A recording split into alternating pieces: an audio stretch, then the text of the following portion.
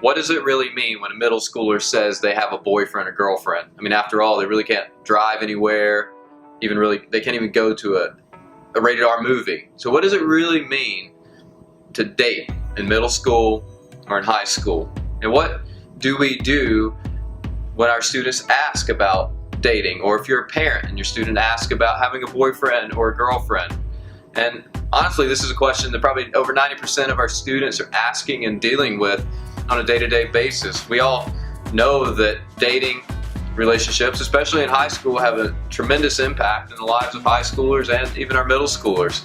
It consumes a large portion of what they think about, gives thought and attention to in terms of their social media and their interactions with others and in school, and especially with the transitions that come along with this age. Now, these students are facing new situations every day, bringing new questions into their minds, such as, who am I? What is my worth? Where do I find my purpose? So in the midst of all these major worldview questions and confusion that our world throws at them, where do we stand as a church, as a student ministry, when it comes to dating? So let's pause and think here for a moment. That I know that every one of you will probably have a different answer to this question, and some of you might be completely against dating in all forms. Some of you may be okay with middle schoolers and high schoolers having mutually exclusive dating relationships.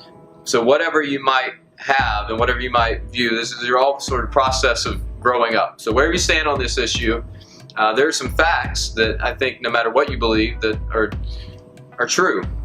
So these facts, I think, will encourage us and set some guardrails in hopes to leading our students on the safest, quickest path to a life that Christ has called us to pursue. First thing that I think is pretty fascinating is that the National Center for Health Statistics say that 51% of teen marriages end in divorce before the age of 22.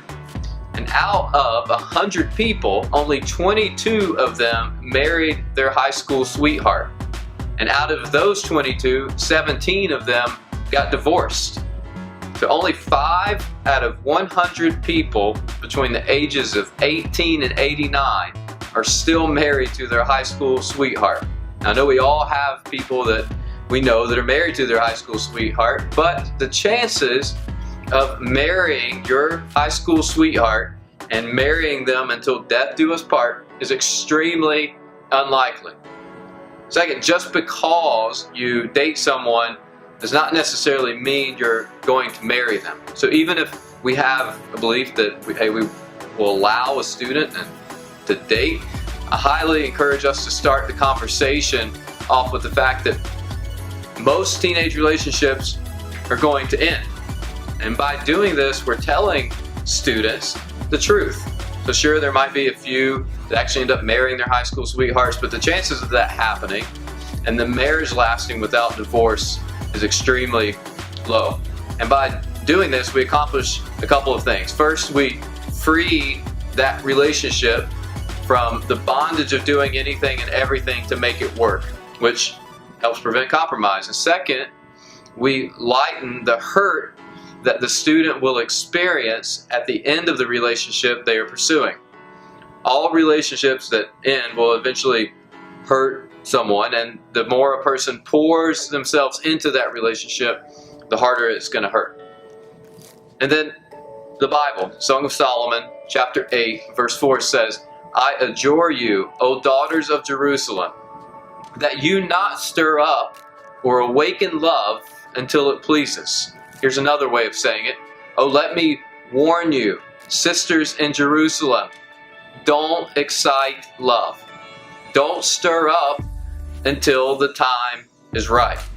So our responsibility is to encourage our students to be able to think past middle school and high school and to think of that future covenantal bond and union that they will one day have with their future spouse.